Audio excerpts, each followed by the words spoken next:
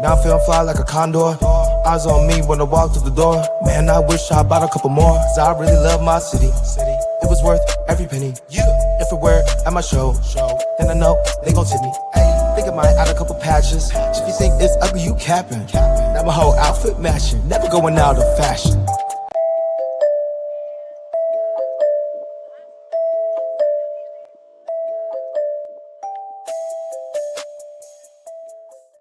What's going on, everybody? Welcome, Talking Friars. We got a opening day roster projection number 2 for me. I did one earlier in spring, but hopefully you guys will enjoy this show today and what I've got for you. I'm Ben Fadden. You can follow me on social media at Talking Friars, Instagram, and on Twitter. Post Padres stuff there all the time. And then obviously here on this YouTube channel, if you are watching now, you obviously already know about it. If you're listening on the podcast platforms, now you know about the YouTube channel if you haven't heard of it. So you can check that out over there as well. Not just Padres stuff, but there's some other San Diego sports content that I put up there as well. But yeah, today, opening day, what will that roster look like? We're getting closer. We're less than a week away, obviously. I am recording this on March 22nd. So we are actually 1, 2, 3, 4, 5 days away from opening day? March 27th, Thursday, 1:10 p.m. will be that first pitch. Chris Sale on the mound for the Braves, Michael King on the mound for the Padres. That one should be really fun. 2 NL contending teams, Jerks and Profars, return to Petco Park. And obviously just baseball back, sellout crowd back at Petco Park. It's going to be awesome. So without further ado, let's start with the rotation, then we'll go to the bullpen, the infield, outfield, catchers, DH, and then the bench. There's some intriguing questions still to be answered that will be answered. But yeah, starting with the rotation, I think we do know 3 of the names, assuming that they stay healthy. Michael King starting opening day, Dylan Cease. This isn't the exact order that they're going to pitch in because Pivetta, just based on scheduling, he's not going to throw the 3rd game of the season. But King, Cease, Nick Pivetta, and then the other 2 spots, I wanted to go, and I've previously said I would probably go, and I still believe this, I would go with Kyle Hart and Steven Kolek and not have Randy Vasquez on. And that's not really a slight to Randy Vasquez. It's more of the Padres have given Kolek and Hart these chances. You sign Hart to a major league deal. You're intrigued by Kolek, and there's comparisons to Michael King. Give him the opportunity, especially with Yu Darvish going down and, having this rest period with the inflammation in his elbow. Who knows how long Darvish is going to be out? Give both of these guys the opportunity. If it doesn't work out, you can go to Randy Vasquez, who has shown that can keep you in games. He can make starts. He's had that experience. I'd rather just out of the gate early in the season, try it out with these guys that have promise. If you ask people with the Padres, if Mike Schilt, he believes in those 2 guys. He likes what he's seeing. He really likes what he's seeing from Kolek. But what I think will happen is different than what I would do. And this roster prediction is what will happen, I think, not what should happen. It's not my opinion of the roster. It's what will the roster be. And so with that, I'm saying it's going to be Kolek and Vasquez as the final 2. And then Kyle Hart will be in El Paso. And part of the reasoning there is because it doesn't seem like Kyle Hart is as built up as the other 2 guys. And then Mike Schilt has still been raving about Vasquez, even when he's pitching in like the backfield, I think AAA games. So I don't know. For me, it's just like trending that the Padres will go with one of the 2 guys that you don't totally know about. There's the question mark, and you'll go with Kolek. Kyle Hart, he did. He dealt with an illness. I forget if it was the flu or what, but he dealt with an illness, and that kind of delayed some things. So if they want him to be more built up, then you put him in AAA, and you can continue to have him make starts. And then one of the spots is the question mark, and then you have Randy Vasquez. I'm not saying he's not a question mark, but he's someone that has made a good amount of starts, at least for the Padres, at the big league level still, where Hart and Kolek haven't. So I think it will be King, Cease, Pivetta, Kolek, and Vasquez. I would like it to be Kolek and Hart, though. I would be interested in seeing how that would play out. and then you could have Vasquez as that insurance option in the minors. But this rotation obviously it's taken a hit with Darvish and then Waldron with the oblique. We already knew that Joe Musgrove was going to miss most of the season, likely the entire regular season. We'll see about the postseason due to the Tommy John surgery rehab. And so, yeah, that's what I've got for the rotation. 3/5 of it, I think, is very, very talented in a good spot. I'm not saying the other two are not talented. There's just more question marks in those two spots, I think, than the first three. Michael King, his last spring training outing looked, well, I can't say he looked because I wasn't watching because I don't think that game was on TV, but the stat line looked really good. 5 innings, no runs. Um, it's what you want to see in that last outing before he heads to Petco Park and takes the mound on opening day.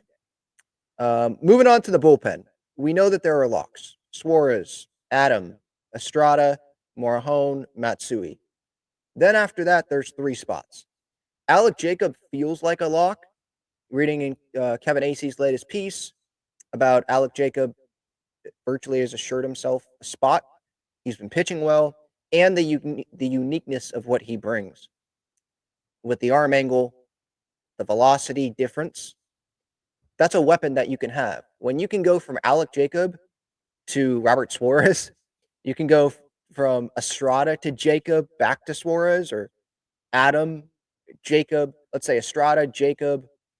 You can go to the left side then with Morahone. You can go to Adam. There's just a lot of different ways you could go about it with Jacob in the middle of that. And I was reading in the piece as well that some people in the organization wouldn't be surprised if Alec Jacob is actually pitching in some high leverage innings at some point. So we'll see. But I've got Alec Jacob, obviously, in this bullpen. And then the last 2 spots, I have Wandy Peralta, not because I love him being in this bullpen, but because he would be that, like, if it's a blowout, throw him in there for a few innings, save the bullpen, and that's that. And he has a major league contract, and it's a major league vet. Put him at the bottom of the bullpen, and that's that. Would he be on the roster if, let's say, Sean Reynolds and Brian Hoeing were healthy? That's a different discussion, but this is the reality. So I have Wandy on it. And then I have that last spot, Logan Gillespie. I shouldn't say the last spot, second to last, because I think Wandy's more actually the bottom. But Logan Gillespie, I have him making it. I was thinking about putting someone like Ron Marinaccio on there, but I believe he's able to be optioned. Logan Gillespie is out of major league options, and he's someone that can go multiple innings. I think he went 3 innings the other day in one of the Cactus League appearances. So the Padres could be setting him up to be somewhat of a long man in that bullpen, because the other guy that doesn't make the rotation, he's not going to be in the bullpen. That was a question mark. Dennis Lynn was writing the other day that the guy that doesn't make it, he's going to be likely in the El Paso starting rotation, which makes sense, because if things work out correctly here, the way that we want them to, the starter will go 5 innings, and then 4 innings, you can cover that with Morahone, Estrada, Adam, Suarez, or Matsui, Jacob, Estrada, Suarez, whatever the combination is. You can cover that with guys not named Gillespie, Wandy, So that's what I've got for this bullpen. Suarez, and he's the closer, but we'll see as that develops this season. If he struggles, there's other guys that can take on that role. Jason Adam, love. I'm the most confident. I know Adam's been working on some things this spring, so I wouldn't pay too much attention to the Cactus League numbers. And I'm not just saying that to say that. I'm saying it because I read it. I want to say it was Kevin Acey that wrote something about Jason Adam the other day. So you can go look at that on the UT's website. But yeah, Adam, I trust him. Estrada, Morahone is going to be big as a lefty, high leverage guy in that bullpen. Matsui, we'll see. He could be a high leverage lefty, or he could be before the high leverage, situations as a lefty. And then Jacob, obviously, Gillespie, Peralta. That's what I've got in my 8-man bullpen. Moving on to the infield. We know it's Manny, it's Bogarts, it's Crony, and Arise. I'm not naming the other infielders yet because we'll get to that when I get to the bench. But just looking over this infield, it's guys that need to perform this year. Don't know what you're going to get from the bottom of the order, but I think it was Jake Peavy that made this point. I want to say it was on Ben and Woods, or maybe it was just a conversation that Woodsy was having with Peavy offline. But it was essentially like, do the Dodgers worry about what Andy Pages, I think that's his name, what he's going to do? Did they worry about that last year at the bottom of the order? Do the best teams in baseball worry about what their 8 or 9 hitter is going to do? Not really, because they have Shohei Ohtani, Freddie Freeman, Mookie Betts, Will Smith producing at the top of that order, you know? So if you're the Padres, you're going to be in a good spot if you have Manny and Tatis and Merrill and Bogarts and Arai, those guys producing. So is pressure the right word? Maybe. Machado, I mean, same thing with Bogey. A lot of money being given to these guys. Haven't won a World Series yet, haven't gotten to a World Series yet. Some of them have underperformed in their contracts. So, yeah, there's that pressure. Heavy is the head that wears the crown, as friend of the show John Schaefer likes to say. There's that on those guys.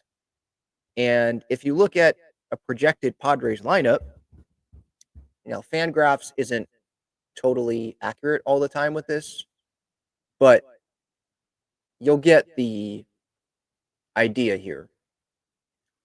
Arise, Tatis, Merrill, Machado, Crony, Bogarts. Oh, okay, they changed it. They have Sheets as the DH. They have Hayward in left, and then Elias Diaz catching. So that's pretty accurate. And if it's against Chris Sale on opening day as a lefty, I'm just thinking here, I don't know if Crony would be in the lineup, to be quite honest. Gavin Sheets would not be in the lineup, I wouldn't think. I think it would be Gurriel. So it's not totally accurate to what opening day would be, but this is the projected go-to starting lineup versus right-handed pitchers. You look at this lineup, if Arise, Tatis, Merrill, Machado, Crony, Bogarts, if they can produce, I'm not saying they're all going to do it at the same time, but if they can do their jobs, we're not going to be talking about the bottom of the order and their struggles, because the Padres are going to be winning games, because you have a lot of talent in the top 2/3 of that lineup, right? So I know we're talking a bunch about the bench and these, there's focus a little bit on the bottom. What's going to happen? Not super confident in the bottom of the order, but it's the bottom of the order for a reason. Let's have the top guys produce. And Manny, it is so big. I want to keep saying this. He's going to be healthy from the get-go. That was not the case last year. And if there's people out there that want to bash Manny for the season he had last year or the first half of the season that he had last year, you don't know ball, I guess. He was coming back from an elbow surgery. He totally wasn't healthy. But he knew that he needed to still be in that lineup and post every day. There was a reason why it was Tyler Wade at third base, not Manny. If Manny was healthy, Tyler Wade would not be at third base. So second half of the year when he was, feeling better with that elbow, what happened? He was an MVP in the second half. And he helped Padres get to that 93 win total and into the postseason. Does he need to do more in the postseason? Sure. But Manny healthy, I don't doubt him. Bogarts, when he's healthy, he's not Manny Machado level, but he can still produce. Crony, what's going to happen with him? Is he going to be a platoon guy, or can he improve against left-handed guys, against the left-handed arms? Luis Arias at the top of the order, another guy that is healthy. Got to mention that. He had it seemed like a really bad thumb injury last season that he was fighting through.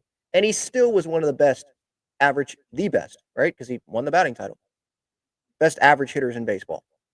So if you have Manny and Arise, we'll get to the outfield, Tatis, you have those guys healthy, I'm not super concerned about this lineup production. I think sometimes we focus too much on the negatives. There's positives in this lineup. And a big reason for that is because the health of these guys. And I know you're probably like, well, Ben, when we get to June, talk to me about the health of these guys. And that's fair, but I'm talking about the right now. So infield, Manny, Bogarts, Crony, Arise. Outfield, Hayward, Merrill, Tatis. And I say Hayward because the Padres seem to be forcing this right now. Hayward is coming around a little bit, and I have a lot of respect for Jason Hayward and the interviews that he's had on like 97.3 The Fan and talking to the media. I love listening to him. Could listen to him all day. Love it. And the leadership in there, great. What is he going to do though offensively? How long is this going to be able to last if he does produce out of the gate? Because there's guys like Tirso Ornelas, or maybe an Eggy Rosario or Connor Joe. Gavin Sheets was playing left field yesterday a little bit. There's guys that can go play left field if Hayward doesn't produce. But Hayward is starting in the outfield. Seems like most days to start the season. Catchers, I've got Elias Diaz and Martin Maldonado. I don't think I need to expand too much on that. I don't think the Padres organization trusts Campy too much, especially over Martin Maldonado. When you have Mike Schilt publicly comparing Maldonado, almost comparing him to Yadi Molina, he didn't say that he was going to be, that he is Yadi Molina. Nobody is Yadi Molina, but pretty much as close as you can be to Yadi Molina, with the IQ wise and game, the smartness, whatever, however you want to say it. That's what Schilt did earlier this spring. So when you do that, he's making the roster. That would be really weird for Schilt to have those quotes, and then you see the opening day roster, and it's Campy and Maldonado sitting in El Paso. And it doesn't take a genius to look at this. If you've been following the spring training, not even watching the games, you don't even have to be watching the games, but just looking at the lineups, Maldonado and Diaz are the ones that are catching. Campy's coming in after them. So what does that tell you when it's March 22nd? It's that Campy's not making the roster. So those are the two catchers. Diaz, he's above average defensively. Maldonado has a pretty strong arm.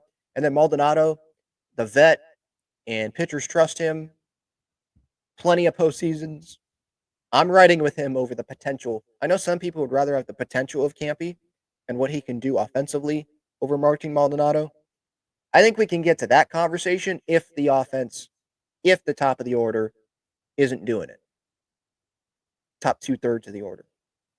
Because if we're winning games, then why would you make the change to go to Campy and not have Maldonado on the roster? Right? So those are the catchers. DH, I've got Gavin Sheets, and that's really against righties.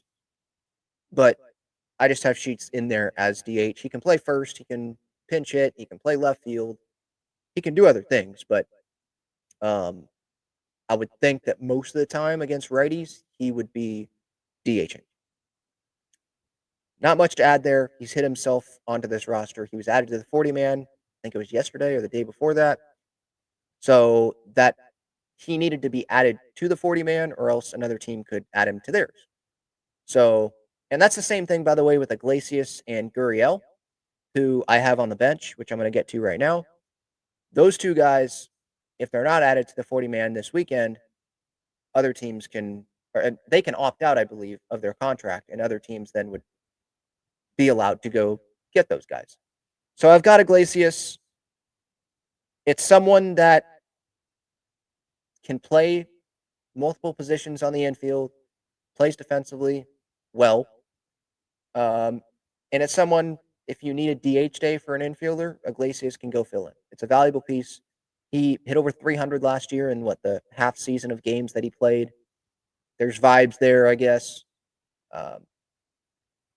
I still stand by this. I wasn't the biggest fan of him first day of camp saying that he's not a minor league player when he just signed a minor league contract. But that's just, I guess, the team guy more that I am. But I'm not saying Iglesias isn't. I just wouldn't approach that, I guess, the way that he did. But he's making the roster. Reading from Kevin, Gurriel and Iglesias, they're pretty sure to make the roster. Gurriel is someone that can play first. Against lefties, he could be the DH as the righty. So against Chris Sale, I would think Gurriel would be in the lineup. I forget how many homers Gurriel has had this spring, but I know he has at least one. I don't know how much is left in the tank. Could this be another Nelson Cruz 2023 situation where Gurriel's gone, before halfway through the season? Totally could be. I'm not super high on Yuli Gurriel. I hope that he proves me wrong and proves others wrong, but I'm not super high on him. I like people that can do, and Gurriel can. He can play first and DH, but I like having someone like a Tyler Wade. I don't have Wade actually on this roster, which I'm really struggling with, to be honest. I'm not saying he shouldn't be on the roster. I love having Tyler Wade on this roster. But do you want kind of like two Tyler Wades? The problem here is Wade can play the outfield, Iglesias doesn't. So I want to have Wade in the versatility on the roster, but Iglesias would be picked up, I would think, by another team, and he can opt out if he's not on the big league roster. Wade, you're exposing him to waivers, I think, if he doesn't make the roster. But I feel like the Padres could be able to pass him through and another team not pick him up. We could also see a trade. I have Eggy as the last guy on this bench. Again, I'm really struggling with this. I could see Eggy be traded. So this is what I'm going to say here is Eggy either makes the roster or he gets traded. I think that's what would happen. Because you have the versatility of Eggy, someone that can play the outfield, infield. He has some pop. A non-contending team wouldn't take him. I wouldn't be surprised if a trade does get worked out there. And if there's a trade, then Wade makes the roster, I think. And yes, kind of redundancy. You would have Wade and Iglesias, and then you have Gurriel as the third guy. Like, where's the outfielder there? You're leaving Brandon Lockridge off of this roster, Ben. Yeah, it's tough. Lockridge he's been playing really well. A lot of guys. Connor Joe's been playing really well. I don't have him on this roster, but he does have one option, I believe, one optioneer still left. Oscar Gonzalez is another guy. I think he'd be exposed to waivers as well. It's tough. It's a good problem to have if you're Mike Schilt, but it's tough. And so I could totally be wrong on this bench, but I think Iglesias and Gurriel make it, so it comes down to one spot. And Eggy, no options left. I don't want to give up on him. And he can play infield. He can play left field. He's played some left field this spring. I think he's played some right field as well. Could be wrong, but I think he has a little bit. And so he has like more pop potential than someone like Tyler Wade. And Tyler Wade, it's hard for me to think that Tyler Wade wouldn't be on the big league roster. He has a big league contract. 1 year, I think 900,000, something like that, with an option for 2026. But just the way that it is, I hope a trade gets worked out with Eggy so that things more easily figure themselves out with Wade to make the roster. But then you're leaving Lockridge off. You're leaving Oscar Gonzalez off. You're leaving Tercer and Ellis off. You're leaving some talented guys off. But it's a numbers thing. Schilt would love to have all these guys on this roster, but it's a 26-man roster. It's 13 position players. It's 13 pitchers. So you got limits. And I think the Padres have to find like it's a game for them because you want to keep all of them in the organization somehow. So it's like, okay, who can we not have on the roster, and hopefully they get through waivers and we can stash them in El Paso. Who wouldn't pass through? And so that's maybe who makes the opening day roster. Because all these guys can do the same thing as the next guy. Not all of them, but, there's groups of guys that can do certain things. Gurriel more at the first base, some power DH. You've got the Iglesias and the Wades and the Rosarios that can play infield and or outfield. Wade and Rosario, infield, outfield. You've got the outfielders that can play multiple spots on the outfield. They obviously could DH if you need them to, but they're not looked at as DHs with Oscar Gonzalez, Tercer and Ellis. You've got Lockridge with the speed option. But if you want speed, then Tyler Wade has speed and he can play outfield. Can he play outfield defense as good as someone like Brandon Lockridge? Probably not, but there's the speed there. I think Wade's faster than Iglesias, but I don't think Iglesias is super slow. So it's going to be tough.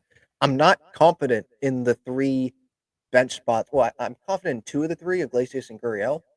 But that last one, I went with Rosario because he hasn't been traded yet, and there's no options left. And I think the Padres value what Rosario can bring and the versatility. But I could totally see Wade make it as well. Schilt loves Wade. The clubhouse loves Wade. Merrill, we know there's the Wade Merrill relationship there, and Merrill learning from Wade. And I just think of moments this past season of like the baseball IQ stuff with Wade coming in as a pinch runner at like third base in a late game situation and scoring a crucial run. Him coming in and playing defense late in games. He is a valuable guy to have on this team. I know there's some fans out there that aren't the biggest Tyler Wade fans, and they're totally fine with having Eggy and not have Wade. I just wish like there was I wish it was like a 27-man roster, or even we could take 12 pitchers and then have 14 position players, because it's tough here.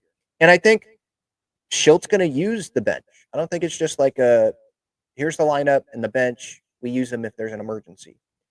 Gurriel, DH sometimes. Sheets, when he's on the bench, pinch hit. Iglesias against righties, against lefties, sorry. If Eggy makes it, he could go play left field. He's a righty, Hayward's a lefty. If Wade makes it, obviously there's different situations for him as well with speed. Maybe against righties in a certain situation.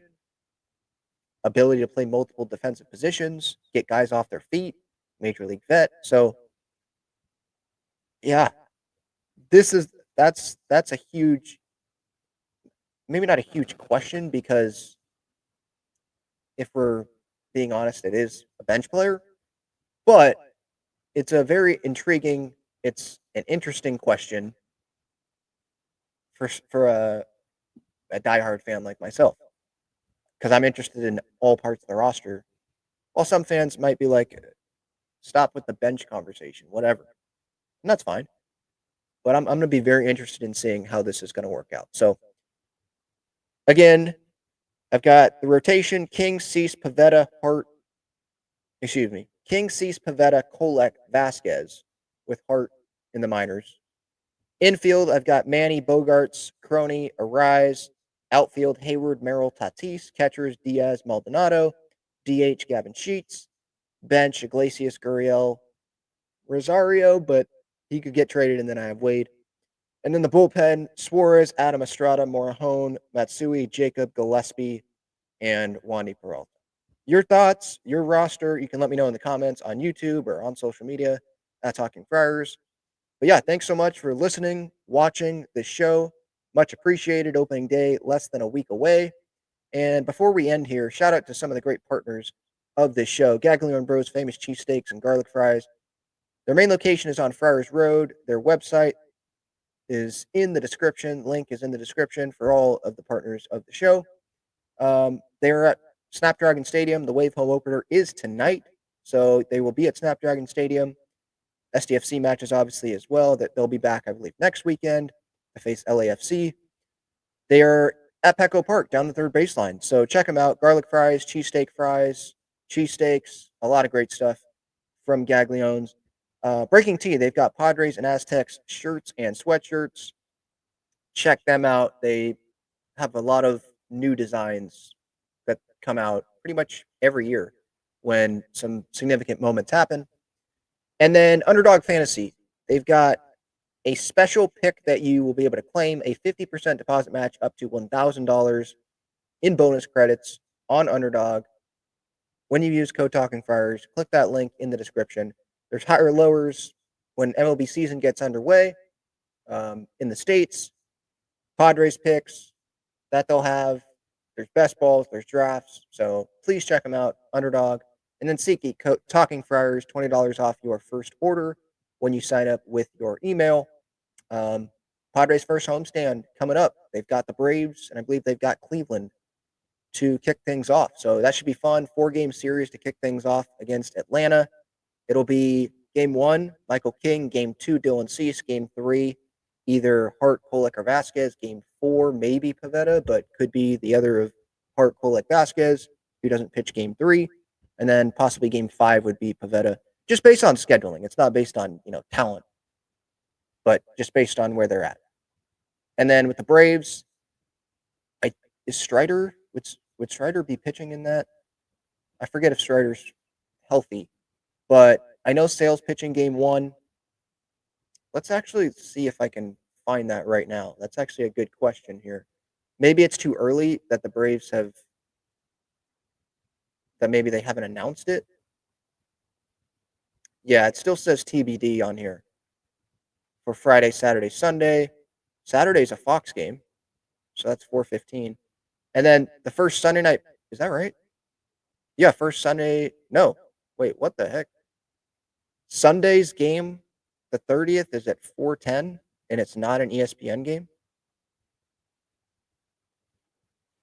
Oh, probably because of March Madness. That's the one late game on that Sunday, but I'm not seeing it being on ESPN. That's interesting. All right. Well, anyway, that was just a side note. All right. Hopefully, you guys enjoyed the show. Spring training split squad later today. You got San Diego State taking on LSU in the women's basketball NCAA tournament round 1 at 7:15 p.m. Got the Wave home opener at 7. So action-packed Saturday here in San Diego. SDFC tomorrow against Austin.